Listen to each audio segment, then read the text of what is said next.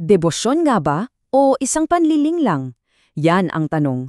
Ngayon, bubusisiin natin ang isang matalas na pagsusuri tungkol sa pampublikong pagpapakita ng kabanalan ni Vice Presidente Sara Duterte, lalo na sa harap ng mga usapin sa International Criminal Court. Gagamitin natin mismo ang source material para gabayan tayo.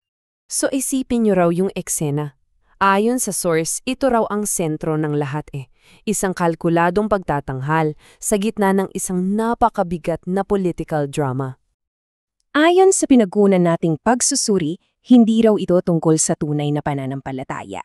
Ang tawag dito, pakitang tao. Isang pampublikong palabas na may malinaw na ahenda. So hindi ito usapin ng pananampalataya, kundi performance. Sige, simulan natin. Saan ba nangyayari itong sinasabing performance? Well, sa unang entablado raw, ang korte ng public opinion. At dito, pinapakita ng source yung sobrang laking agwat, di ba? Sa isang banda, meron kang debotong anak na nagdadasal. Sa kabila naman, ang imahe ng nagpakilalang presidente ng impyerno. Para sa source, ito na raw mismong patunay na ang mga panalangin ito ay isang napaka-kalkuladong political strategy. Kaya yung amoy ng insenso, yung buong religious display, ayon sa analysis, isa lang daw itong smoke screen. Isang panabing para matakpan yung totoong issue, na walang iba kundi ang legal accountability. Okay, so mula sa public opinion, lipat naman tayo sa ikalawang entablado. Tingnan natin ngayon kung paano naman tumugon dito ang International Criminal Court. So habang umiikot yang pampublikong drama, ang ICC pala, iba ang tinitingnan. Gumawa sila ng isang malamig at professional na assessment. Kaya naman, tinanggihan nila yung request para sa pansamantalang paglaya at base raw ito sa 3 malinaw na panganib. Grabe, no?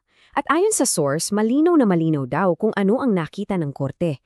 Hindi sila nakakita ng isang santa, ang nakita nila ay isang sindikato na parabang nagpa-practice ng isang escape plan. So para sa ICC, hindi ito tungkol sa kabanalan kundi sa posibleng sabwatan. At alam nyo, dito pa lalong lumilinaw ang lahat. Yung tila isang biro lang ng Vice-Presidente tungkol sa jailbreak, hindi yan pinalampas ng ICC. Sa katunayan, binanggit pa nila ito bilang ebidensya ng posibleng panganib. So, habang yung isa ay nagpe-perform ng public ritual, ang sagot ng korte hindi emosyon, kundi isang napakasobra 23-page legal na desisyon. Ang layo ng agwat, di ba? Yun yung punto. Okay, so sunod nating tingnan yung mismong depensa na tinatawag ng source na liturhiya ng kasinungalingan. Ito raw yung katikismo ng pamilya Duterte, isang listahan ng mga pagtanggi na kung susuriin ay direktang bumabangga sa mga nakaraang record.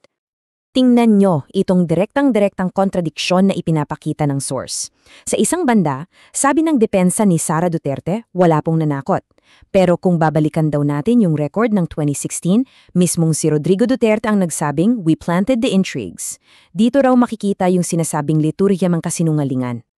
At ang tawag ng source dito, isang rhetorical trick. Ang goal daw ay confuse the headline with the history. Ibig sabihin, lituhin ang kasaysayan gamit ang mga bagong headline. Ituturo yung mga domestic kisses para lang daw makalimutan ng tao yung mga mismong pag-amin noon.